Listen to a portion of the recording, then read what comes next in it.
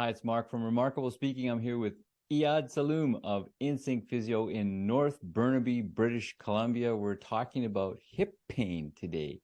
This is probably even more common than I would think with older folks. Is that right?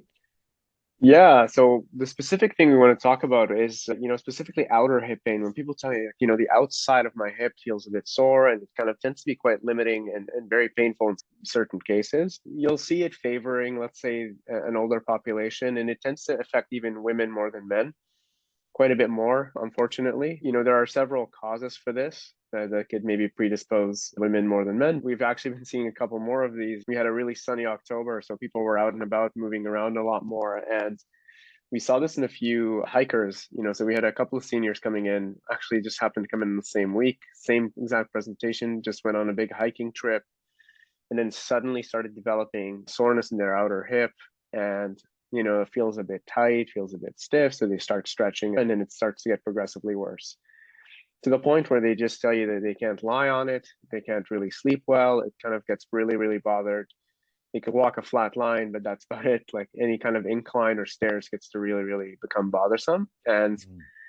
I think the reason it's a tough one to kind of almost get at is because it could present also like an arthritic hip. So when you have arthritis in your hip, it can also give you pain in the outer hip and, on excessive exertion. But the thing we're talking about specifically affects the actual tendon of your glute muscle, your glute med muscle, where it inserts to the outer hip. Though that tendon can get affected like any other tendon, like our Achilles or our patellar tendon. And it tends to get really aggravated with changes in your, let's say, loading pattern. So if you haven't really been active that much and you start doing a whole bunch of incline walking and stairs, well, that'll do it.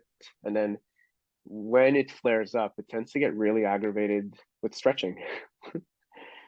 Even though you might not be harming it, just really, really gets irritated and triggered with repeated stretching. And then unfortunately it feels, tight and uncomfortable. So people have the instinct to try to stretch more sometimes. Other than just an increase in load, are there any other causes that manifest this?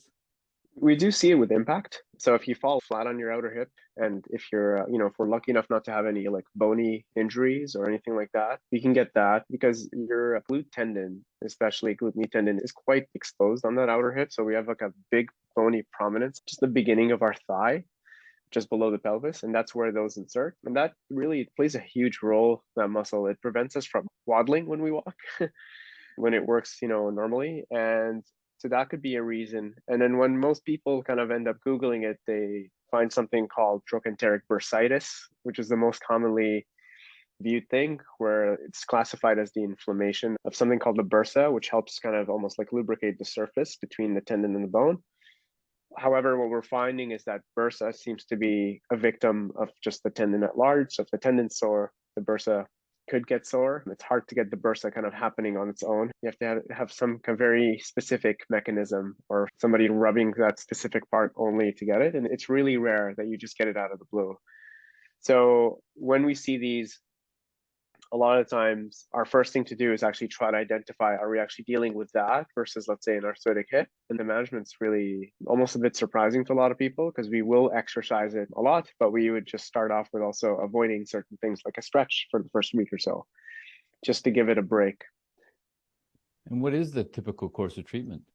So again, you want to identify triggers. So it's a lot of, let's say, not necessarily avoidance. I would just say, let's call it controlling the triggers. So if you can do a little less of that, that would be really good. We want to keep people active, obviously, as much as possible. So, like, if somebody's used to walking a lot and we want to keep them walking, ideally, we would find a distance they're comfortable with. We would probably change them from walking big hills to more like a flat surface, a flat road, even on the treadmill if they could tolerate that. So that's number one. It's really important not to let people kind of decondition, because they tend to have taken quite a significant rest when they come and see us already. And it doesn't seem to kind of go away. They're like, oh, it only feels good now when I'm not doing anything. So the second they get back to activity, it flares up. And then we will try to give specific exercises that, let's say, are tolerated by that affected tendon, but also, let's call it like comfortably uncomfortable so that it kind of tends to work well without flaring them up for too long. And then obviously it depends on your goals and where you want to go. So if you are trying to just get comfortable walking 30 minutes a day, obviously your treatment isn't going to be the same as somebody who's trying to get back into running or doing some pretty intense hill work and hiking and stuff like that. So that's where I'll see a big difference between different people, and it depends a lot on their goals and where they're at already. So some people tend to be very, very affected, and some people are less so. So it's not like a one size fits all because of the spectrum of presentation and also goals that people want to get to. So is this a thing that if you just quit and didn't do anything for a year, it would go away? It only seems to get better at rest. That's the thing. So rest makes it better at rest. That's what we're finding with actually almost all the tendons in our body. And I mean, it makes sense. I constantly think of muscles as atrophying, but tendons actually really get affected structurally when we don't put like the right amount of, let's say, stress through them. So yeah, like it will probably feel better when you're not doing much, but then the second maybe you return to any form of exertion on that area, it can flare up and people think, oh my God, I thought I got rid of this. And we see it a lot. We see it with shoulders, we see it with everything. We see it with Achilles tendons, we see it with even some cases of knee pain where, we think rest is the way to go. But really the key thing for us tends to be about finding an activity that anybody with this can tolerate and kind of progressing them from there. And they do really well. Exercise programs tend to be quite effective here. And we're having a lot more studies show that compared to other, let's say, even pharmacological interventions, which is quite good.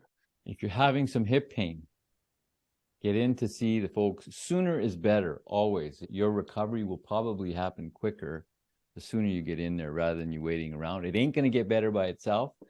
Go see the folks at Insync Physio in North Burnaby. You can book online at insyncphysio.com, or you can call the office to book. Burnaby's office number 604-298-4878. They also have a location in Vancouver, and you can book online there as well. Thanks, Iyad. Thank you.